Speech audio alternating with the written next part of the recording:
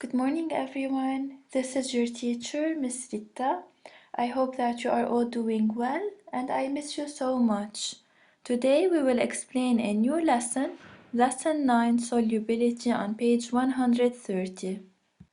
Today's objectives are first to define solubility, identify saturated, unsaturated, and supersaturated solutions, and to solve some exercises. First, let's start by explaining what solubility is. It is the maximum amount of solute that can be dissolved in a given volume of solvent at specified temperature and pressure conditions. For example, if you're trying to make a salty water solution, you mix salt with water, but you reach a point where the salt will not dissolve anymore. It will stop dissolving. This is solubility. It means that we reached a maximum amount of salt before it stops dissolving. Not all substances have the ability to dissolve in a given solvent. Some substances do not dissolve at all. For example, if I try to mix sand with water, sand will not dissolve in water. In this case, sand is called insoluble substance. It means it does not dissolve. Other substances have the ability to dissolve in a given solvent, for example, sugar in water. In this case, sugar is called soluble substance. So we said that solubility, it's the maximum amount of solute. So we are talking about the amount of solute present in the solution. Based on this amount, the solution can be classified into three types.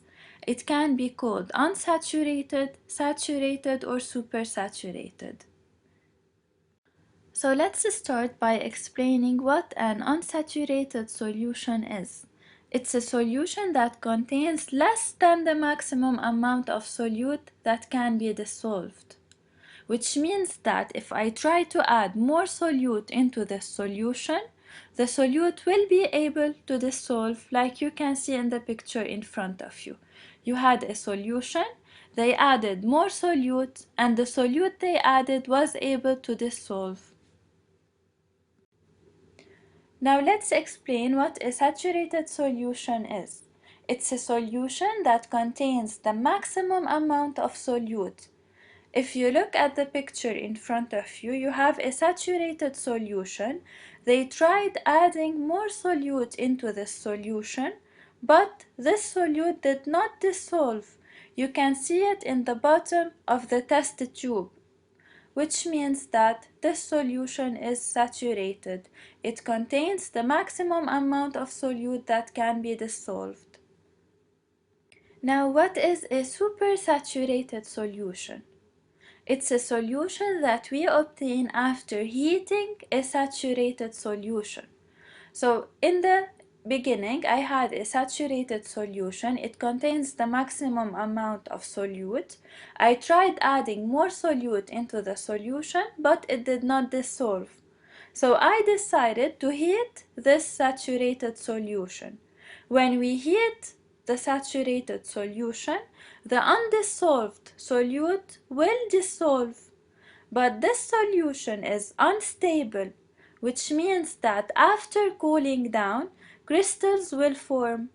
For example, if you look at the picture in front of you, you can see a supersaturated solution. In the bottom of the test tube, you can see crystals that formed after cooling. Let's solve an exercise together. Label the following picture with the type of saturation and explain. So please pause the video and try to solve this exercise in front of you. Let's correct the exercise together. So A is unsaturated because when we added more solute to the solution, it dissolved. B is saturated because when we added more solute to the solution, it didn't dissolve. And C is supersaturated because when it cooled down, crystals formed. So please make sure to copy the picture and the answers on your copybooks.